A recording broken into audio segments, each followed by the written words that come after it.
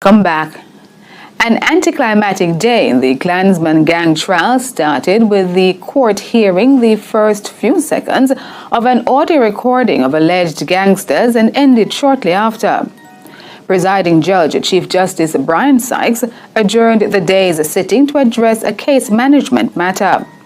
But before he did, the prosecution's star witness identified one of the voices on tape as reputed gangster City Puss. William Mitchell reports.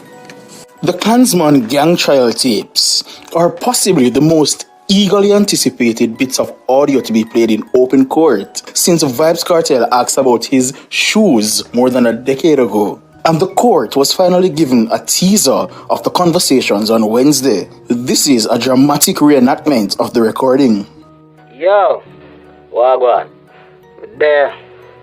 Me a try with G, but him look like him battery dead. Yeah man, battery dead. But that's as far as it got. The prosecution's star witness, a man who identified himself as the second in command in the gang, identified one of the voices on the tape as that of Jason Brown.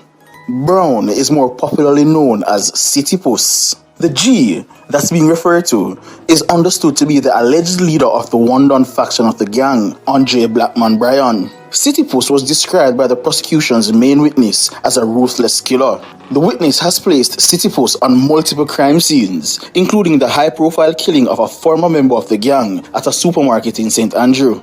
Before more of the tapes could be played in court, the proceedings were halted. The witness reported that he had difficulty hearing the recording. After a 15-minute recess, Chief Justice Sykes eventually adjourned the matter for the media. He then proceeded to treat the rest of the matter as conversations in chamber. Those are private conversations between the attorneys and the presiding judge in the matter. No date is given for the conversation between the prosecution's star witness and the reputed leader of the feared criminal organization. A voice the witness identifies as Andre Blackman Bryan can be heard calling for men said to be his cronies to be reorganized. Try get back the nigger them.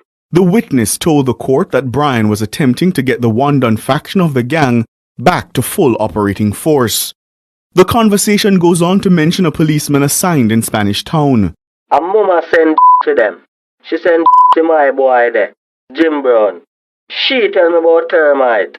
She ensure said the road clear. So when you come a road, the thing good. She call me and say, banks clear up. Them tell you what murder you charge for yet? At this point, the voice identified as Bryan's responds. Coming like a the one on the avenue. The one at Portmore. About 4 murder. We think I the one from in a terminus. You don't have nothing to worry about. The witness later explained that was not a corrupt policeman, but one who was trying to dismantle the gang. The witness told the court that Mumma would go to him with information on gang members from an area known as Top Banks who she wanted off the streets. It is at this point the alleged gangsters begin discussing the country's anti-gang laws. The voice identified by the witness as Blackman's discusses the prospects of the case against him. Watch you now, Boop. You see if somebody be a witness, them a fi inna the gang for a time to be a good witness. And for say me split the gang from Miller are the wickedest thing. And at 2014 the law come in. So nothing before that can use against me. The witness explained that Miller was in reference to Tesha Miller, and the law he was referencing was the anti-gang legislation. Bryan stared at the witness intently as he testified. At times he briefly conversed with his co-accused. The trial is continuing at this hour.